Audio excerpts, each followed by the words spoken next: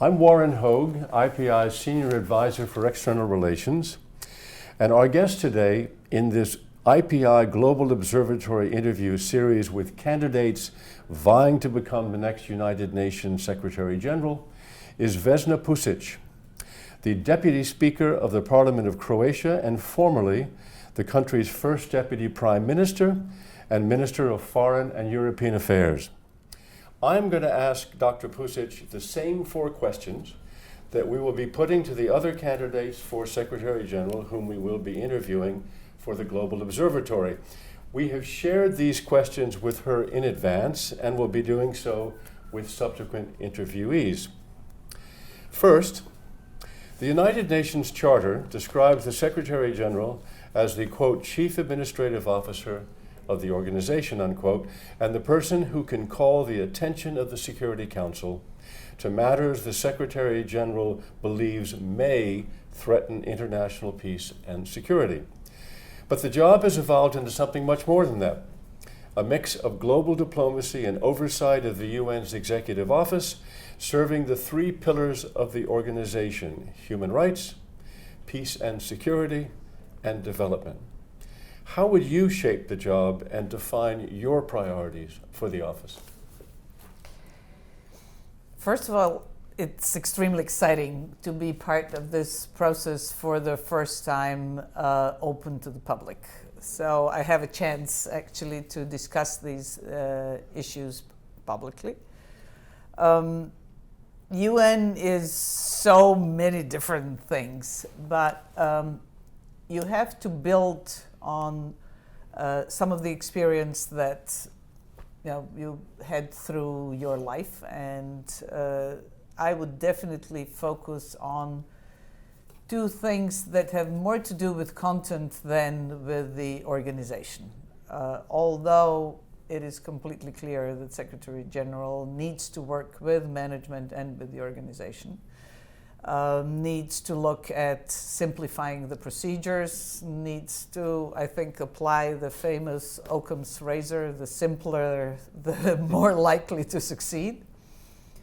But in terms of content, a combination of peace building based on resourceful negotiators, resourceful people, and combining peacemaking and peace building with sustainable development goals and with development, because coming from a country which was at a horrible war in my lifetime, I know that there is no sustainable peace without development.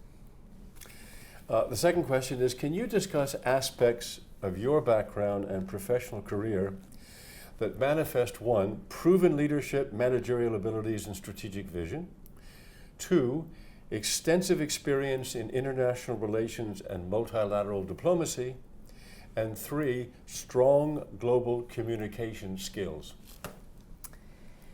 Well, I've worked in my life in three different, but I would say areas that can and should produce synergy, especially for a job such as being the Secretary General. I started in the academia, then worked as a civil society leader and activist at a difficult time during the war, where human rights usually are at the bottom of the list and need a lot of advancement and protection.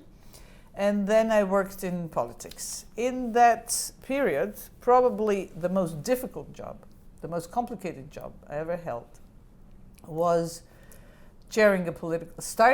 organizing and chairing a political party.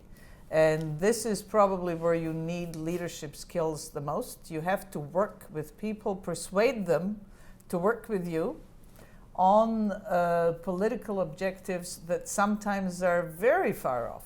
When we started, it took us 10 years to come into government. And I started with a little over 4,000 people and managed to get to a little over 42,000 today. So I think that gave me a lot of sort of leadership and persuasive power, if you want, experience.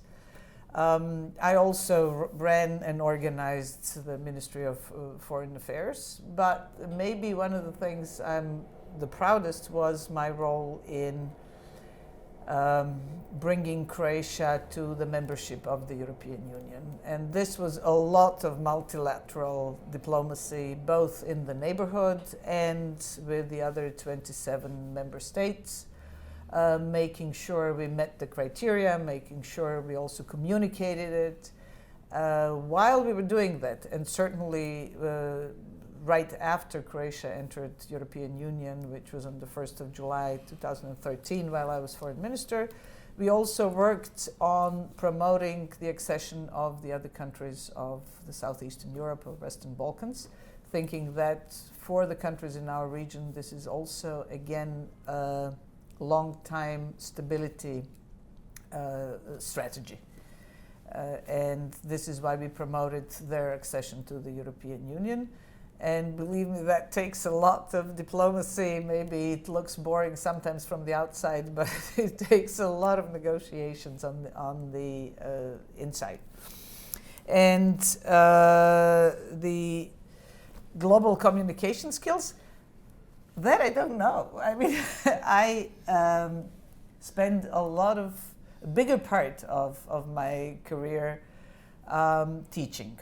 And if there is one demanding audience, it's students, because they are not obliged to be interested. They can sit in the back and forget what you're saying if you don't manage to get it across to them what's interesting in the topics that you're discussing. So this has been an important school for me, and this has in a way been the love of my life, working with young people.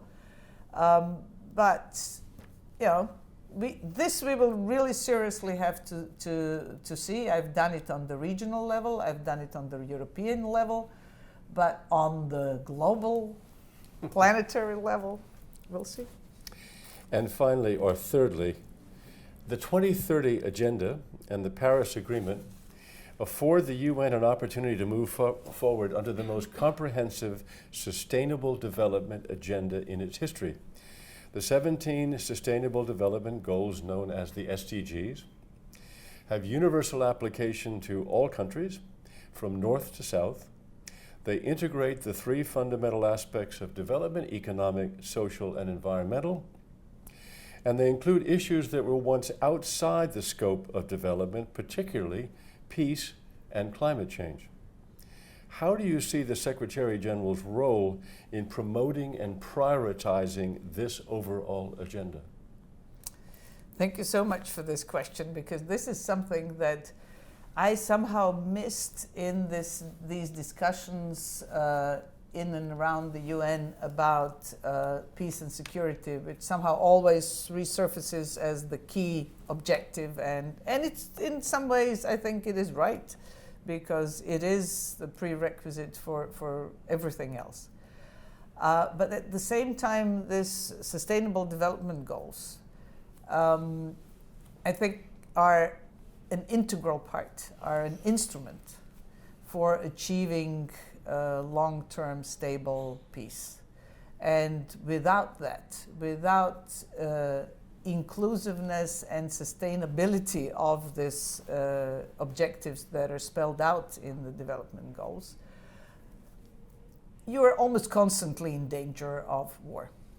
So combining peace and security with strategies for development, and you can very clearly see that things such as climate change have a lot to do with development, and then consequentially with peace and security.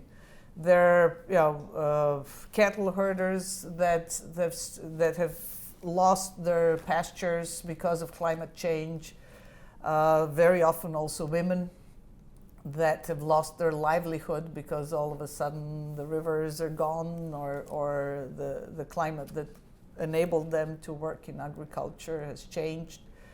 There are situations in which the fact that there is no working justice system and judiciary destroys the economic activity of a country and then brings to conflict either within the country or cross-border. So I would be certainly the one to combine and advocate these two things. You won't be able to work, live, have food if there is no peace. But at the same time, if you manage to reach peace and then cannot offer people something that they can live off, it won't last very long. And finally, here's the open question. Is there something you would like to elaborate on or emphasize in outlining your thoughts on the job of Secretary General and its possibilities? Well, you always speak from your own experience. So I think that it would contribute to doing a good job as a Secretary General if one has been on both sides of peace and war, and on both sides of receiving and providing development assistance. I think it brings with it a better understanding, and it certainly helps you get off the high horse. It helps you eliminate any traces of arrogance in looking at countries and societies which are faced with war or need development assistance. Because I can assure you, coming from my experience, it really, really can happen to anybody. And the sooner we understand that, the better. So this is, I think, one thing that I see as important. And the other thing that I see as important for this job is to be comfortable with bringing in people who are smarter than yourself to work with you. Because this is the only way how you can be successful. Thanks very much. Thank you.